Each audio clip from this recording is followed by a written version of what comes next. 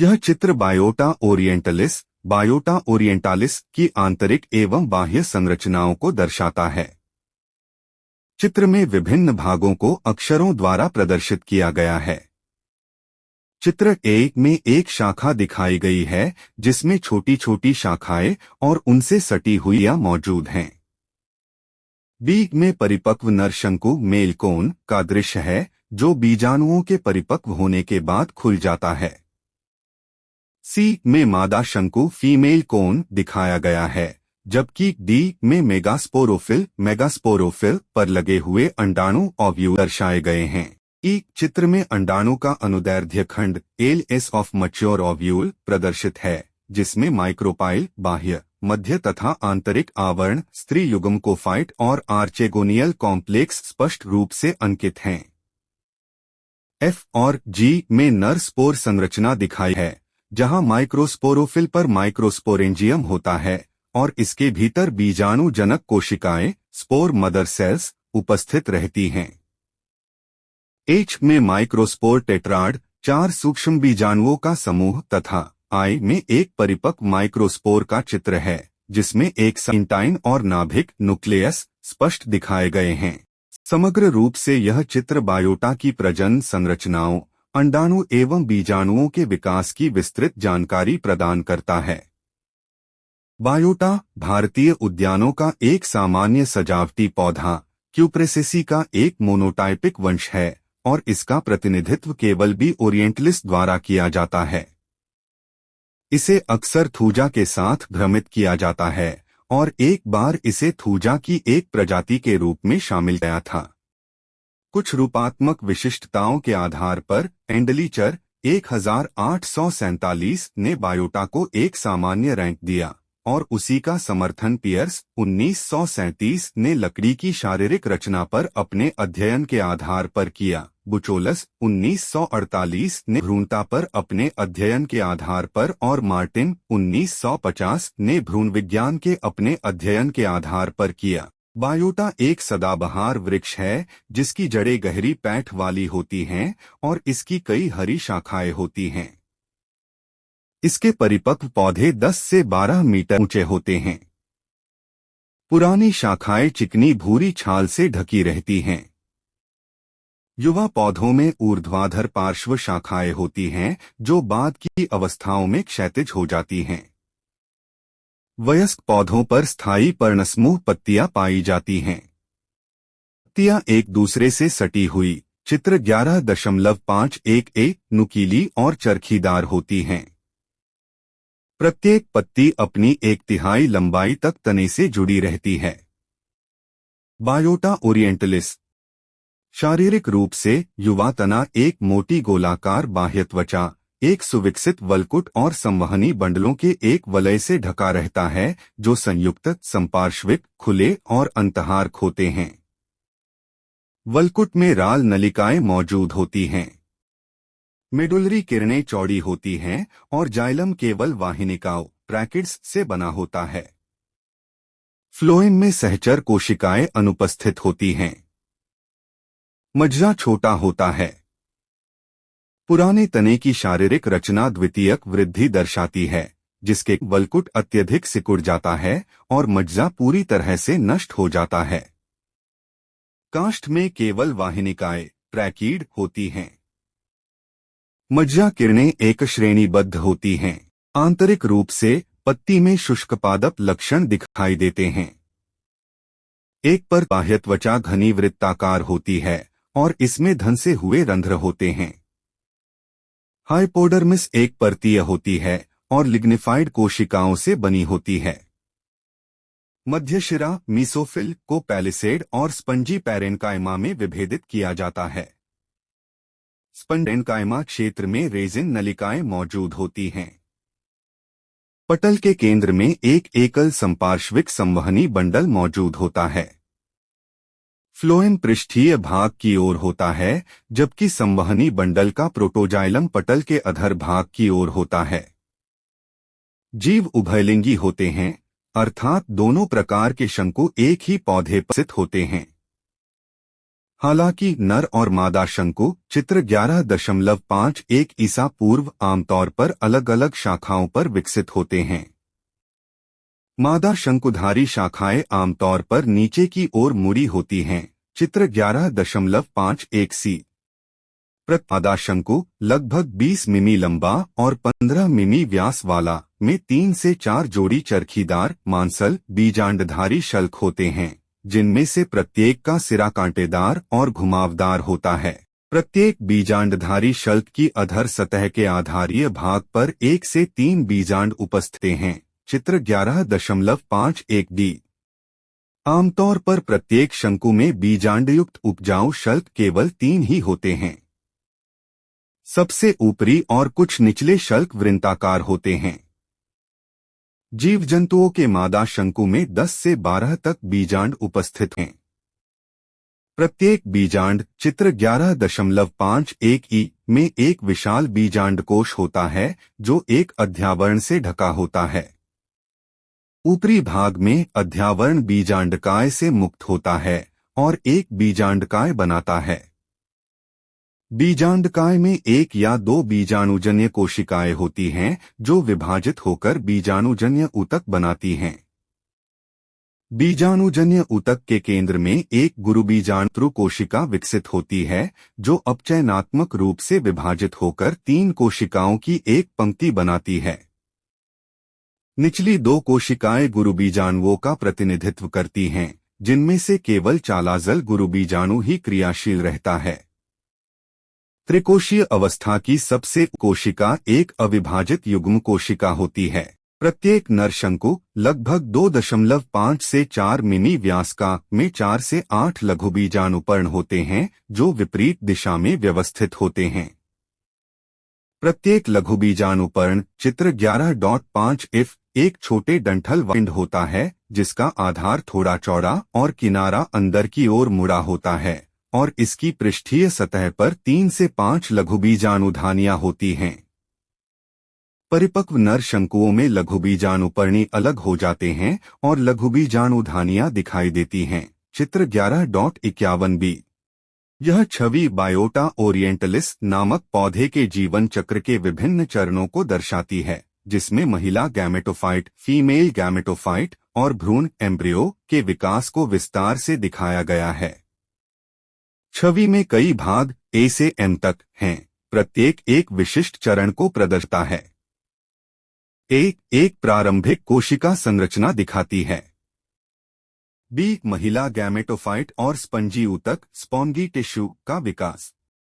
सी और डी पराग कण pollen grain और उसकी बाहरी परत एग्जाइम। ई पराग नली पोलन ट्यूब प्रारंभिक रूप। एफ पराग नली और पुरुष गैमेटोफाइट का विस्तृत चित्र। जी पराग नली में नर कोशिकाएं एंथेरिडियल सेल्स। एच भ्रूण का प्रारंभिक विकास, जिसमें जड़ का सिरा, रूट टिप, तना, स्टेम टिप और पत्ती कॉटिलैडोन्स दिखाई देते हैं। आई परिपक्व पराग नली और गैमेटोफाइट। जे पुरातन कोशिका आर्किगोनियल कॉम्प्लेक्स और 4 नाभिकीय प्रोभ्रूण 4 न्यूक्लिएट प्रोएम्ब्रायो। के भ्रूण का प्रारंभिक स्तर, जिसमें प्राथमिक निलंबन प्राइमरी सस्पेंसर और भ्रूण कोशिकाएं एम्ब्रियो सेल्स। एल भ्रूण का और विकास, जिसमें प्रोसस्पेंसर और खुला स्तर ओपन टियर। एम परिपक्व भ्रूण, जिसमें जड़, तना और पत्तियां स्पष्ट रूप से दिखती हैं। यह चित्र पौधे के प्रजनन और भ्रूण विकास की जटिल प्रक्रिया को समझने में सहायक है। प्रत्येक लघुबीजाणुधानी युवावस्था में एक गोल या लंबा छोटे डंठल वाला पिंड होता है, जिसमें बीजांडजन्य कोशिकाएं होती हैं, जो 3 परतीय भित्ति से घिरी होती हैं। चित्र 11.51 जी।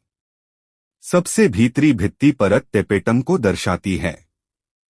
लघुबीजाणुधानी का विकास यूस्पोरैंगिएट प्रकार का होता है। बीजाणुजन ऊतक की कोशिकाएं लघुबीजाणु मातृ कोशिकाओं का प्रतिनिधित्व करती हैं। ये अपचयन विभाजन से गुजरती हैं और अगुणित लघुबीजाणुओं के चतुष्कोण बनाती हैं। चित्र 11.51 एच। प्रत्येक लघुबीजाणु में कई स्टार्च कण और एक बड़ा केंद्रक उपस्थित होता है। प्रत्येक लघु बीजाणु के चारों ओर एक पतला बाह्यकोश और एक मोटा अंतःकोश होता है। चित्र 11.51 आए। मादा युग्मकोद्भिद क्रियाशील गुरु बीजाणु से विकसित है। चित्र 11.52 ए। गुरु बीजाणु का केंद्रक बिना किसी भित्ति निर्माण के बार बार विभाजित होता है और इस प्रकार युवा और अब विकसित युग्मकोद्भिद में कई मुक्त केंद्रकों का निर्माण होता है। चित्र 11.52 बी सी। लगभग 4000 केंद्रकों के निर्माण के बाद युग्मकोद्भिद में भित्ति निर्माण शुरू होता है। नर युग्मकोद्भिद लघु बीजाणु या परागकण से विकसित होता है। चित्र 11.51 आए। प्रारंभिक अवस्थाओं में स्टार्च कणों की संख्या बढ़ जाती है। केंद्रक एक ओर खिसक जाता है और विभाजित होकर एक छोटी पुंकेसर कोशिका और एक बड़ी नलिका कोशिका बनाता है। 11.52 जी। इस द्विकोशिकीय अवस्था में पराग का गिरना होता है। इसका बाह्य कोशिका बीजांडकाय सतह पर स्थित होने के कारण फट जाता है। इंटाइन एक छोटी पराग नली के रूप में बाहर निकलती है जो बीजांडकाय ऊतक से होकर गुजरे। पुंधानी कोशिका मुक्त होकर पराग नली में नीचे की ओर जाती है और विभाजित होकर एक वृंत केंद्रक और एक काय कोशिका बनाती है। चित्र 11.52 एच। कभी कभी पराग नली शाखित हो जाती है। काय कोशिका विभाजित होकर दो नर कोशिकाएं बनाते। वृंत केंद्रक और नलिका केंद्रक अंततः विघटित हो जाते हैं। पराग नलिका के आर्केगोनियम कक्ष में प्रवेश के बाद निषेचन प्रक्रिया शुरू होती है। गर्दन की कोशिकाएं क्षीण हो जाती हैं और नर कोशिकाओं के आर्केगोनियम में प्रवेश के लिए एक बन जाता है। एक नर कोशिका के केंद्रक और अंड केंद्रक के बीच संलयन से एक द्विगुणित युग्मनज का निर्माण होता है। भ्रूण का विकास द्विगुणित युग्मज केंद्रक के आद्यकोणीय आधार की ओर प्रवास के बाद शुरू होता है। चित्र 11.52 आए। यह द्विगुणित केंद्रक मुक्त केंद्रकीय विभाजन द्वारा विभाजित होकर 4 और फिर 8 केंद्रक बनाता है। शीघ्र ही भित्ति निर्मित होता है और 2 स्तरों में व्यवस्थित 8 कोशिकाएं बन जाती हैं। भ्रूणीय कोशिकाओं के निचले स्तर में आमतौर पर 4 कोशिकाएं होती हैं, लेकिन कभी कभी 6 या 5 कोशिकाएं भी होती हैं। ऊपरी स्तर में आमतौर पर 4 कोशिकाएं होती हैं, लेकिन कभी केवल 2 या 3 कोशिकाएं होती हैं। ऊपरी स्तर की कोशिकाएं विभाजित होकर एक खुला स्तर और एक मध्य प्रोनिलंबन स्तर बनाती हैं। चित्र 11.52 के। इस प्रकार कोशिकाओं के 3 अलग अलग स्तर बनते हैं: खुला स्तर, प्रोनिलंबन स्तर और भ्रूणीय स्तर। चित्र 52 के। प्रोनिलंबन स्तर की कोशिकाएं लंबी हो जाती हैं, जिससे भ्रूणीय स्तर युग्मकोद्भिद में धंस जाता है। भ्रूणीय स्तर की कोशिकाएं विभाजित होकर प्राथमिक निलंबन कोशिकाएं और भ्रूणीय कोशिकाएं बनाती हैं। चित्र 11.52 लीटर्स। प्राथमिक निलंबक कोशिकाएं लंबी हो जाती हैं और इनमें से प्रत्येक कोशिका के सिरे पर एक छोटी भ्रूणीय कोशिका मौजूद होती है। विश्राम की एक अवधि के बाद, जिसके दौरान प्राथमिक निलंबक कोशिकाएं बहुत अधिक लंबी हो जाती हैं, प्रत्येक भ्रूणीय कोशिका एक दूसरे से संपर 2 ऊर्ध्वाधर विभाजनों द्वारा विभाजित हो जाती है। इस विभाजित भ्रूण में कई अनियमित विभाजनों के परिणामस्वरूप एक गोलाकार पिंड का निर्माण होता है। कभी कभी द्वितीयक निलंबक भी बन जाते हैं। सभी भ्रूण धीरे धीरे नष्ट हो जाते हैं, सिवाय उस भ्रूण के जो युग्मकोद्भिदीय ऊतक में सबसे गहराई में स्थित होता है। एक परिपक्व भ्रूण में एक मूलशीर्ष, एक तनाशीर्ष और 2 बीजपत्र उपस्थित होते हैं। चित्र 11.52 एम। हाइपोकोटाइल का निर्माण जड़ के सिरे और तने के सिरे के बीच के क्षेत्र के विस्तार से हो। एक परिपक्व बीज 20 से 25 कोशिकाओं के मोटे बीज आवरण से घिरा रहता है। बीजों में लगभग कोई सुप्तावस्था नहीं होती और अंकुरण ऊपरी सतह पर होता है। 1 young branches grow vertically in biota. 1 young branches grow horizontally in thuja. 2 in biota, a groove is present on the abaxial surface of the leaf. 2. A raised gland is present on the abaxial surface of the leaf in thuja. 3. Wood grains are fine in biota. 3. Wood grains are coarse in it.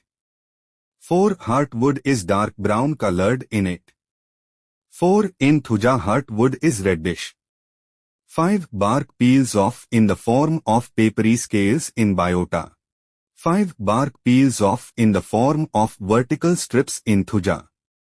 6. In biota, the time of pollination the scales of female cones are curved. 6. Scales of female cones are erect at the time of pollination in thuja. 7. After pollination scales of female cones become thick, fleshy and ultimately woody. 7. After pollination the scales of female cones are thin and papery in it. 8. Scales of mature female cone contain curved spines in biota. 8. Spines are absent in thuja. 9. In biota, megasporogenesis results in a linear triad of 3 megaspores. 9. Tetrahedrally arranged 4 megaspores are formed in thuja. 10. Female gametophyte contains about 4,000 free nuclei in biota. 10. Thuja free nuclei in the female gametophyte are only about 512. 11. In biota, 15 to 25 or more archegonia develops in the female gametophyte. 11. Only 5 to 8 archegonia develop in the female gametophyte in it. 12. There are 4 to 10 zygotes per gametophyte. 12. There are only 3 or 4 zygotes per gametophyte. 13. Both simple and cleavage polyembryony is present in it. 13. Only simple polyembryony is present in it. 14. Embryonal suspensor is present in it. 14. Embryonal suspensor is absent in it. 15. In biota seeds are thick, triangular and unwinged. 15. In thuja seeds papery, elliptical and winged. 16. Average length of embryo is 4.5 mm in it. 16. The average length of embryo is 1.7 millimeters in thuja. एक biota में युवा शाखाएं लंबवत बढ़ती हैं. एक thuja में युवा शाखाएं क्षैतिज रूप से बढ़ती हैं. 2. बायोटा में पत्ती की अक्षीय सतह पर एक खांचा मौजूद होता है. 2. थूजा में पत्ती की अक्षीय सतह पर एक उभरी हुई थी मौजूद होती है. 3. बायोटा में लकड़ी के दाने बारीक होते हैं. 3. इसमें लकड़ी के दाने मोटे होते हैं. 4. इसमें हर्टवुड गहरे भूरे रंग का होता है. 4. थूजा में हृदय काष्ठ लाल रंग का होता है. 5. बायोटा में छाल कागजी शल्कों के रूप में छिल जाती है. 5. थूजा में छाल ऊर्ध्वाधर पट्टियों के रूप में छिल जाती है. 6. बायोटा में परागण के समय मादा शंकुओं के शल्क घुमावदार होते हैं. 6. थूजा में परागण के समय मादा शंकु के शल्क होते हैं. 7. परागण के बाद मादा शंकुओं के शल्क मोटे, मांसल और अंतःकाष्ठीय हो जाते हैं. 7. परागण के बाद मादा शंकु के शल्क पतले और कागज जैसे हो जाते हैं. 8. बायोटा में परिपक्व मादा शंकु के शल्कों में उदार कांटे होते हैं. 8. थूजा में कांटे अनुपस्थित होते हैं. 9. बायोटा में मेगास्पोरोजेनेसिस के परिणामस्वरूप 3 मेगास्पोरों का एक रैखिक त्रिक बनता है. 9. थूजा में चतुष्फलकीय रूप से व्यवस्थित 4 गुरु बीजाणु बनते हैं. 10. बायोटा में मादा गैमेटोफाइट में लगभग 4000 मुक्त केंद्रक होते हैं. 10. थूजा में मादा युग्मकोद्भिद में केवल लगभग 512 मुक्त केंद्रक होते हैं. 11. बायोटा में मादा गैमेटोफाइट में 15 से 25 या अधिक आर्केगोनिया विकसित होते हैं. 11. इसमें मादा युग्मकोद्भिद में केवल 5 से 8 आर्केगोनिया विकसित होते हैं. 12. प्रति गैमेटोफाइट में 4 से 10 युग्मनज होते हैं. 12. प्रति युग्मकोद्भिद में केवल 3 या 4 युग्मनज होते हैं. इसमें सरल और विदलन बहुभ्रूणता दोनों मौजूद होते हैं। 13 इसमें केवल सरल बहुभ्रूणता पाई जाती है। 14 इसमें भ्रूणीय निलंबक मौजूद होता है। 14 इसमें भ्रूणीय निलंबक अनुपस्थित होता है। 15 बायोटा बीज मोटे, त्रिकोणीय और बिना पंख वाले होते हैं। 15 थूजा के बीज कागज जैसे अंडाकार और पंखदार होते हैं। 16 इसमें भ्रूण की औसत लंबाई 4.5 मिमी होती है। 16 थूजा में भ्रूण की औसत लंबाई 1.7 मिमी होती है। अगर आपको कुछ अच्छा लगा हो तो कृपया इस वीडियो को लाइक करें, कमेंट बॉक्स में कमेंट करें या सवाल पूछें और इस चैनल को सब्सक्राइब करें। यह चैनल अंग्रेजी सीखने के वीडियो भी उपलब्ध कराता है, जरूर देखें। इस चैनल को अपने प्रियजनों के साथ शेयर करें।